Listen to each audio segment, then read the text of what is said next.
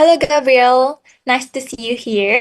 Welcome to Medical Education Exclusive Talk Meet 2025 by Amsa Jember. How are you, Gabriel? Hello, I'm doing well. Thank you for having me onto the show. I'm really glad you could join us. Quick question. Do you have any other plans after this, or this meet is your main event for today? This is the main event today. Oh my god, that means Min has got your full attention, right? Yeah. That's truly amazing. We really appreciate your dedicating your time to us. Our viewers have been buzzing with excitement for this exclusive chat, so let's not keep them waiting. Shall we dive in? By the way, Yep. I'm Emma, a first year medical student at Jember University and proud Amsa Jember member. Just a quick intro about MEET. It stands for Medical Education Exclusive Talk, a platform where we dive deep into how patient and resilience help medical students break barriers and improve lives. Our themes this year is eliminating boundaries, resilience with patient for humanity.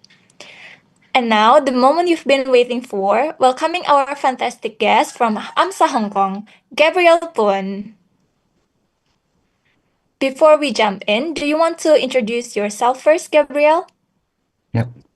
Hello, I'm Gabriel. I'm a first year medical student studying in Hong Kong University, and I'll be going into the second year after the summer break.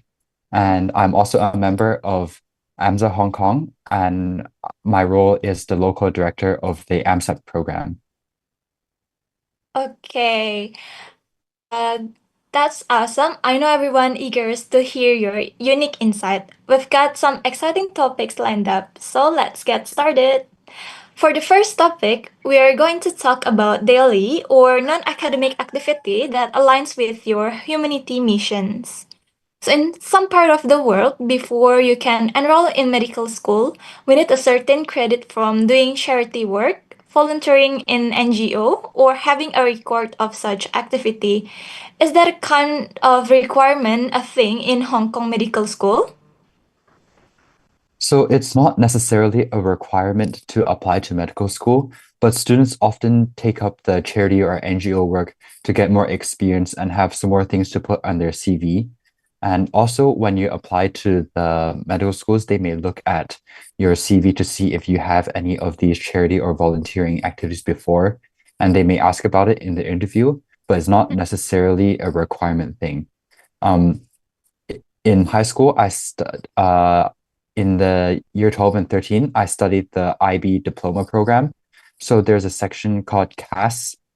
So some service activities are required, like through that program, in my high school. So I had to participate in some service activities that are required.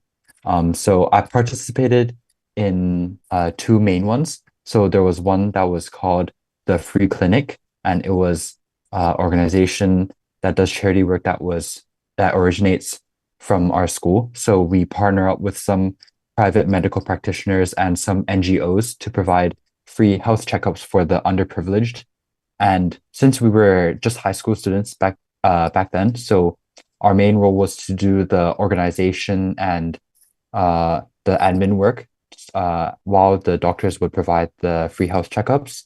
And other than this, I also participated in some beach cleanup activities, and I joined an organization that also did some environmental advocacy work. So in Hong Kong, it is not actually a requirement, but a lot of people choose to do it, whether it is to gain more experience or whether they want to learn more about different fields as well. Okay, that's interesting because every medical school definitely have its own standard based on the country or their healthcare system. Okay, along with our theme resilience, as we know, the amount of time we spend in school alone can take years. For many others, that can be seen as burden. So, can we know more about you and your patient? What motivates you to become a medical student?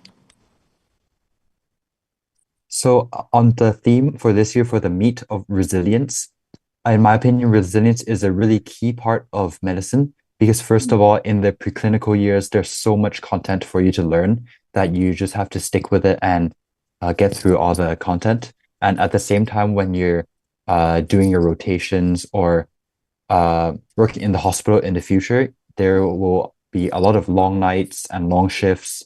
And also, there may be some issues that you'll run into. And you would really have to use your resilience to stick with it and try to figure your way out of it.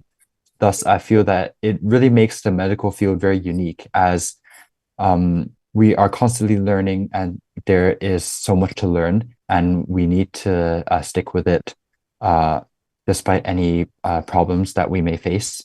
And then to address your second part of the question about my passion and what motivates me. So I've always been very interested in the human body and sort of medicine as a field. In high school, in about year 10 to year 11, I participated in a summer program. Uh, it was one was about like some emergency medicine summer program, and one was about orthopedics. And it was really interesting. I was able to sort of look at uh, the emergency medicine, like helicopters, and Mm. visit some robotics centers. And also, we were also able to do some like hands-on stuff. For example, the orthopedics, we were able to tape each other's ankles and knees in the program, and it was really hands-on. So uh, that summer program really sparked my interest in medicine, and it was very fascinating, and I was very interested.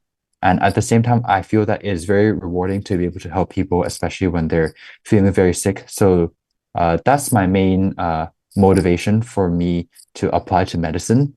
And then um, in after that summer program in the later years of my high school, I also had the opportunity to shadow some doctors and follow them on the daily.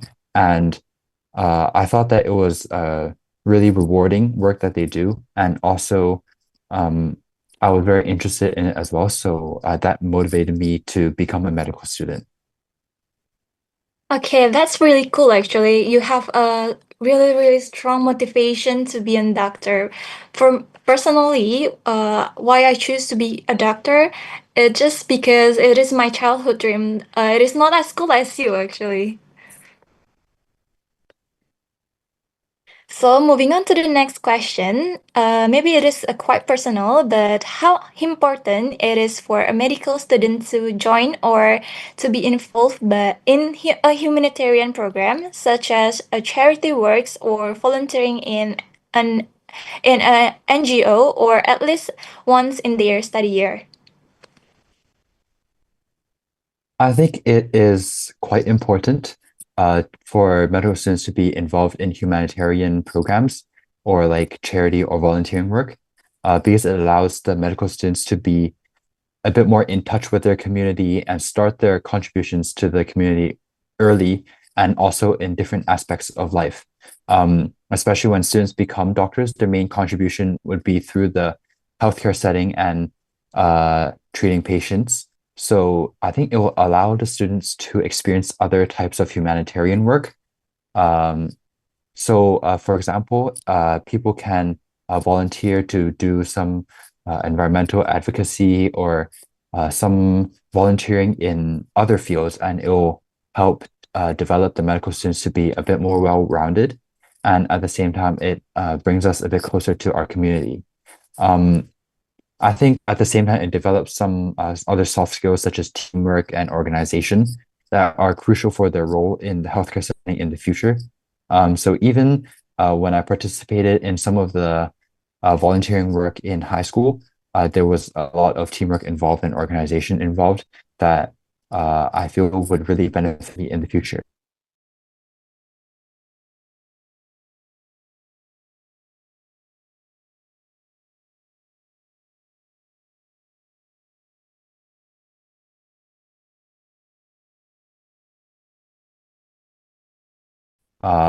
It will be a very valuable experience for the medical students to experience some of these charity or volunteering works. Totally agree with you. For me, humanitarian programs are such a great way to build a social skills, depend on our sense of empathy, and collaborate with people from different backgrounds. Also, does your country or university have a special program for humanitarian relief? And if so, can medical students from other university, even from other countries like us, can join the program? So at Hong Kong University, the medicine program, there's the third year. It is called the enrichment year. So uh, we will finish our preclinical studies in the first 2 years, and the third year, we're able to sign up, for example, to study a program kind of related to medicine abroad, or at the same time, you're able to choose to do service or humanitarian work for the whole year. And uh, I don't know too much about it yet because I'm only in the first year, but I've heard that some people are able to travel to maybe some more underprivileged countries and provide some health checkups or other experiences in other places. So I feel that it is a really unique opportunity, and I'll be looking forward to maybe seeing what I may do in that year. Um, and also in the Chinese University of Hong Kong, which is the other medical school in Hong Kong. Uh, I'm not too familiar with this, but based on just some research that I've done, they have a center called the Collaborating Center for Oxford University and CUHK for disaster and medical humanitarian relief. So they offer courses about humanitarian relief and maybe somewhere in the medical perspective.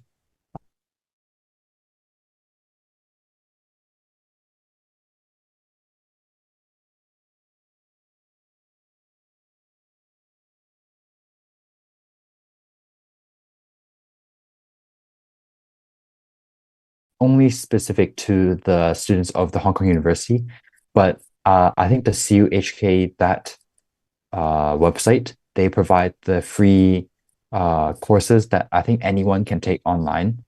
Um, yeah, but so far I've not been too familiar with maybe other special programs for humanitarian relief at my university because in the first year I haven't gotten the chance to sign up or participate them in it yet.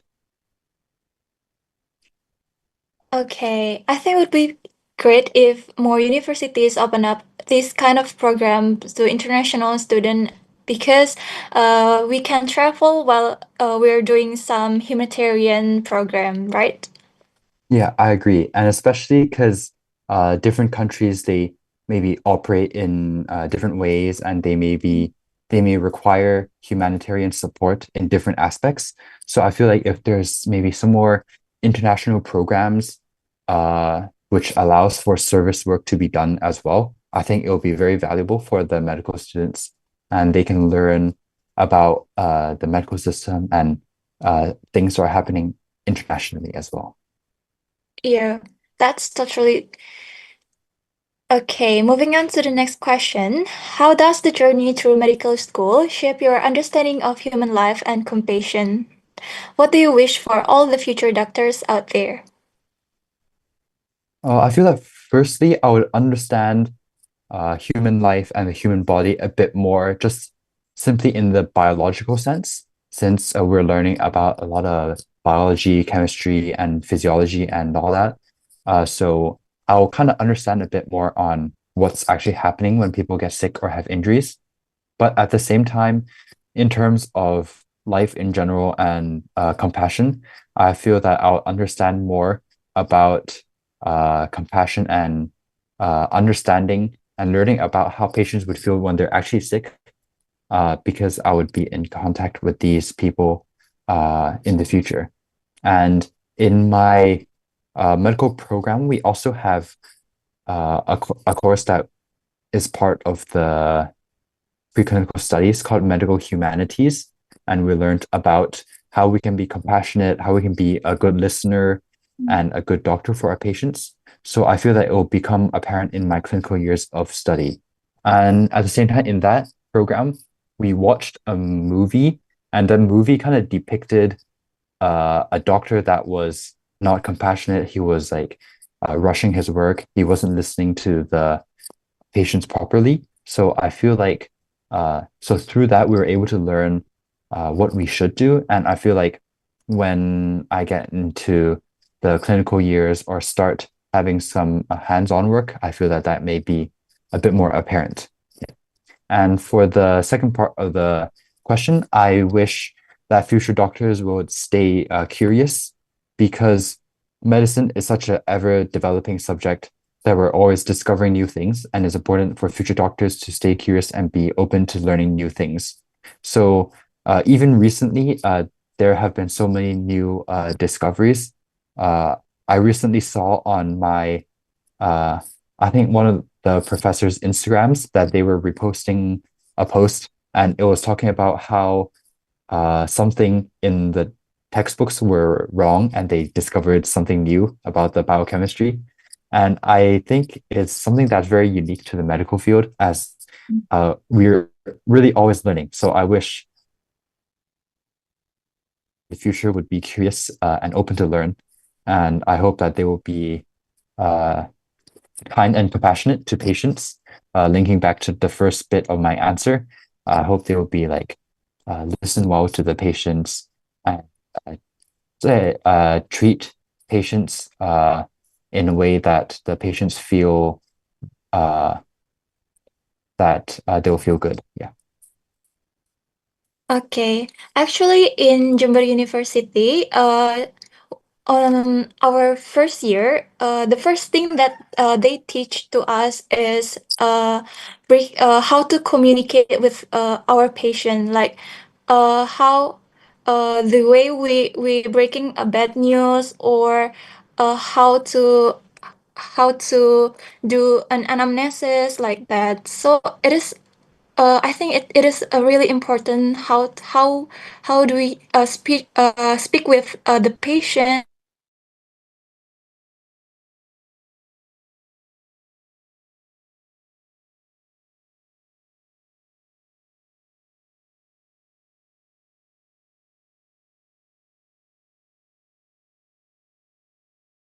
Stuff related to breaking the bad news and sort of how we should communicate with patients. And we have another so group of lectures called medical ethics. Ah, Yeah, medical ethics.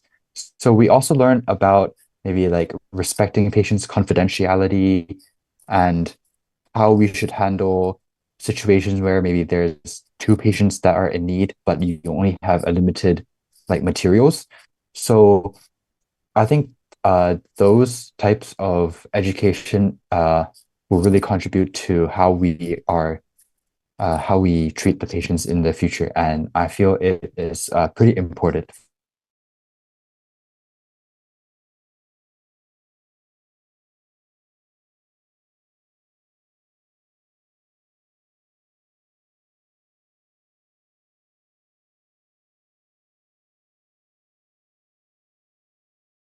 to something fun and interesting. Sure. Okay. Shall we get to know more about Hong Kong in general? Yeah, of course. Can you tell us about the diverse culture in Hong Kong? As many people start coming over, of course, there will be acculturation of culture. What are the things that make Hong Kong special to you? I think in terms of the culture and diverse culture in Hong Kong, I think Hong Kong is a really unique place. This is very multicultural. So we have a lot of Chinese culture, Chinese food, and influences. But at the same time, we also have a lot of international delicacies and imported goods. So I think it's a really great place for people to experience some more Chinese culture, but at the same time, they may see some more westernized food or shops and things like that. So um, I think is a really unique part of Hong Kong. And at the same time, the population is really diverse, and you'll be able to meet people from different places, and allows you to learn about their stories and learn more about different cultures. And Specific to Hong Kong, what makes Hong Kong special to me is we have a thing called yum cha. Uh, the yum cha culture is really special. So a direct translation, yum cha is in Cantonese. So the direct translation would be to drink tea. So it's sort of thing Mm. where often families and friends would gather to have dim sum and drink tea, which can either be like breakfast or lunch or something like that. And I think it's really special because there's a lot of little dim sum and snacks that are really yummy, but they also have like a long history. And I think it's something you can't Mm. find in a lot of other places. And uh, nowadays, there's a lot of restaurants that serve the food just like any other restaurant would, but there are still a few traditional restaurants where they serve it in a traditional style, which is basically they would make and steam or fry all the food in the kitchen, but then uh, they would send out the food on little carts. So the waiters and waitresses would push the carts full of food, and each table would have a slip of paper, and you would go to the the carts. You get the food that you want, and they will stamp the paper for you. So I think that's a really unique uh, culture or a practice that is in Hong Kong. And I also um, often have this meal with my family and friends. Random question. Did you just have tea and dim sum as your breakfast today? Not today, but Okay. over the weekend, I had lunch and dim sum with my grandpa. Yeah, Okay, maybe tomorrow I will get some dim sum and tea to get the experience before I go to Hong Kong. yeah, of course. Okay, if I go to Hong Kong, is there any spot or place or even a food that you'll recommend to me? So I think there's two main places that I really like. So, first of all, for the scenery, uh, I think the Central or Tsim Sha Tsui Harbor is a very nice place. It's very scenic, and you're able to see the harbor views. So from the central side, you can look over to the Tsim Sha Tsui to see the skyline, but at the same time, you can take the ferry over and look at it from the Tsim Sha Tsui back to the Hong Kong skyline. And I think it's really nice no matter it is in the daytime or the nighttime.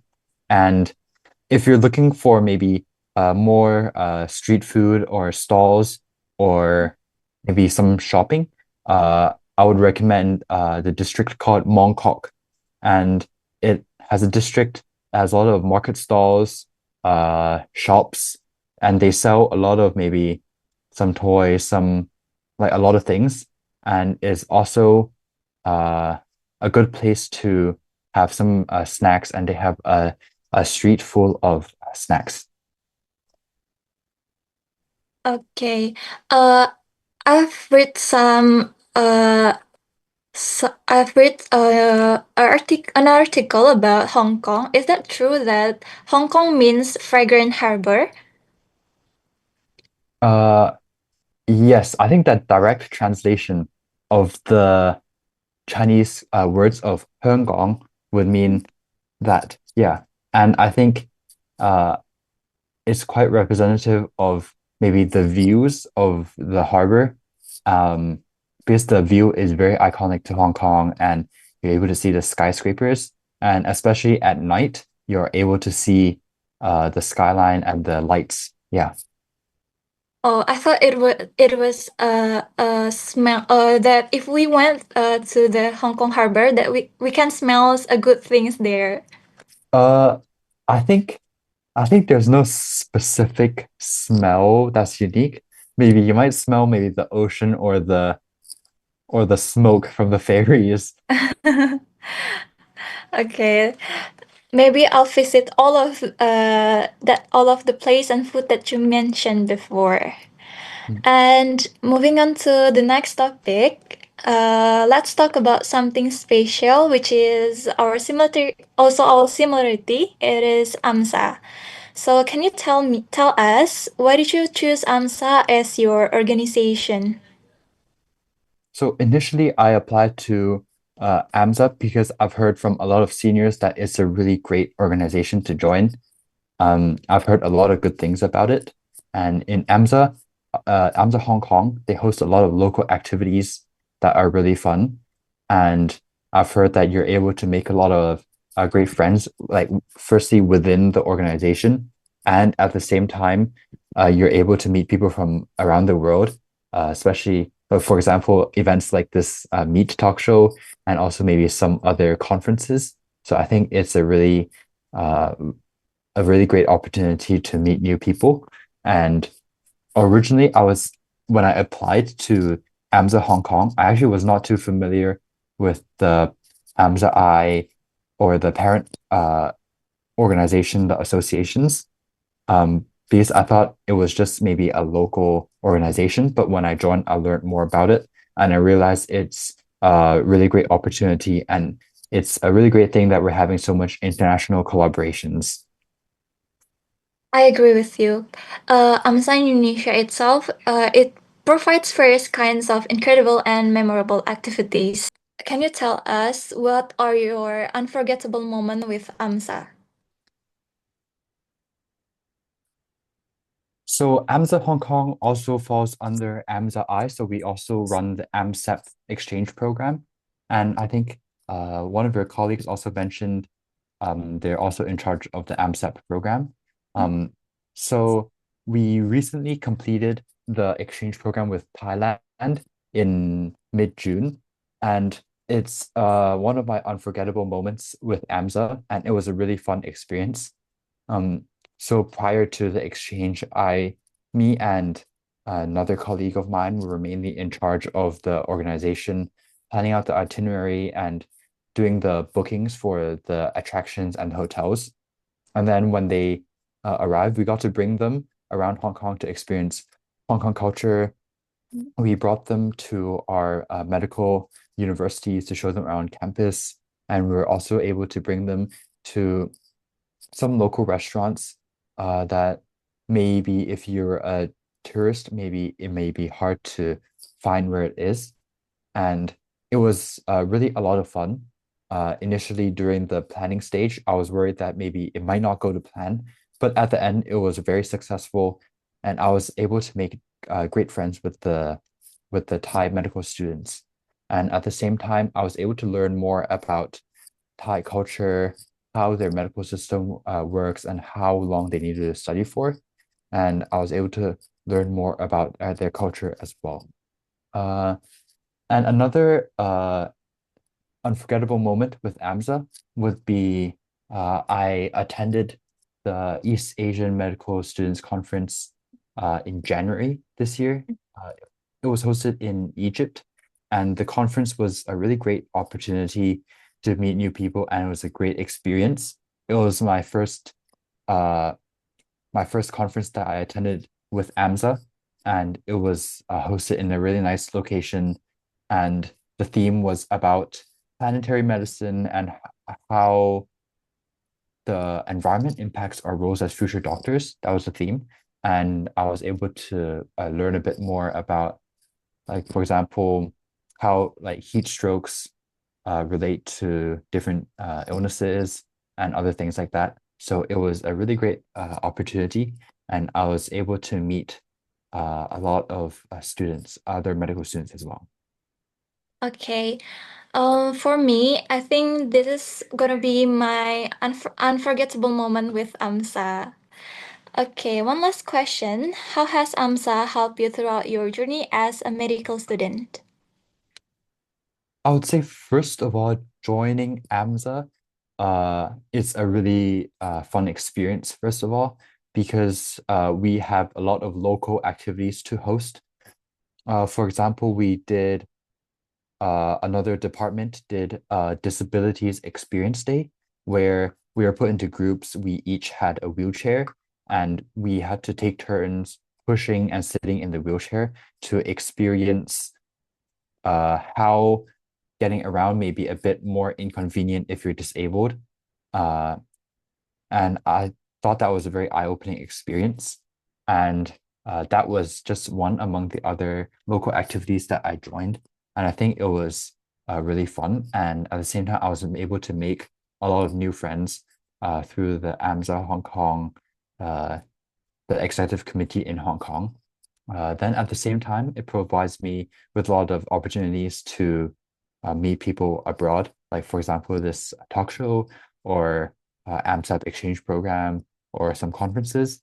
And I feel that if I had not joined AMSA, I would not have these opportunities. So I think it's really great.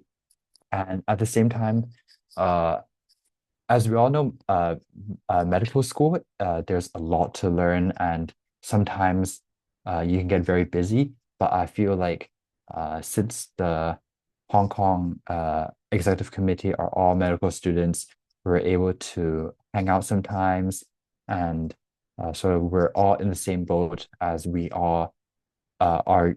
We get quite busy around like exams times and stuff like that. Um, yeah, I think it really provides me with the opportunity to meet more people, experience some different activities, and uh, participate in some events that maybe I would not have the opportunity to do so if I was not in AMSA. Because at the end of the day, I think it's very important for us to learn about what happens around the world, and it's great to have such a collaboration through these medical talk shows, exchange programs, and it's really valuable for the students because it prepares us to have a more international scope on medicine. We can learn more about what's happening around the world, and that will ultimately make us more well-rounded and a doctor that understands various things from around the world. Okay, that's from AMSA Hong Kong. In AMSA Jember, we have a program named Sukrosa or Sinau Karo Amsa. It is a Japanese language which means learn with Amsa. This program is actually held every chapter, or we call it every block, where we can recall and review some of the chapter that will be in the exam for the end of the chapter. It is like um a ujian akhir semester, something like that. How about you? Is there a program like that in Hong Kong? Uh, Not that I know of, or maybe there is, but I'm not too familiar of how it's similar to your program. Uh, but I think mainly in AMSA Hong Kong, we have the different departments and they each host their different activities. For example, maybe some public health, some uh, like the disabilities experience day that I talked about. So I think all these events uh, makes AMSA Hong Kong what it is and allows us to uh, experience more things. Okay, that's amazing. And that's a wrap, Gabriel. What an amazing chat full of insight and good vibes. Huge thanks for sharing your thoughts on resilience, patience, and life as medical student in Hong Kong. Before we sign off, any final words to our viewers, Amsa Indonesia and Amsa Jember? I would like to thank Amsa Jember for having me onto this talk show because it allows me to uh, recall things that I've experienced through AMSA and share a bit more about how studying medicine is like in Hong Kong. Okay, what a perfect closing. I've loved these conversations and hope we get to meet in person one day. Thanks again and see you soon. Thank you so much. This was episode 1 of Medical Education Exclusive Talk Mid 2025 by Amsa Jember. Before we end this session, we'd like to express our gratitude in the form of a certificate for today's guest speaker. Operator, please share your screen.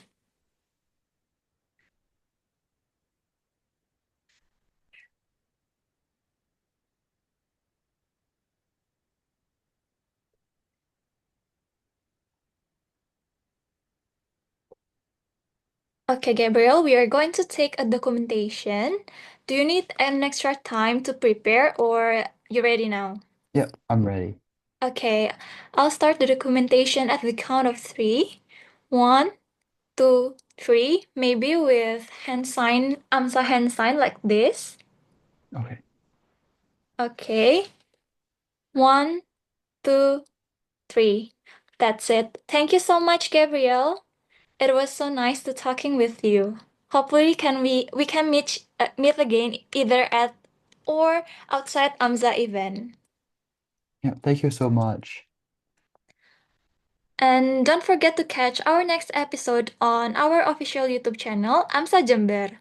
Have an awesome day, everyone. I'm Emma, signing off. Thanks for tuning in. Growing together, embracing every journey. FIFA Amsa.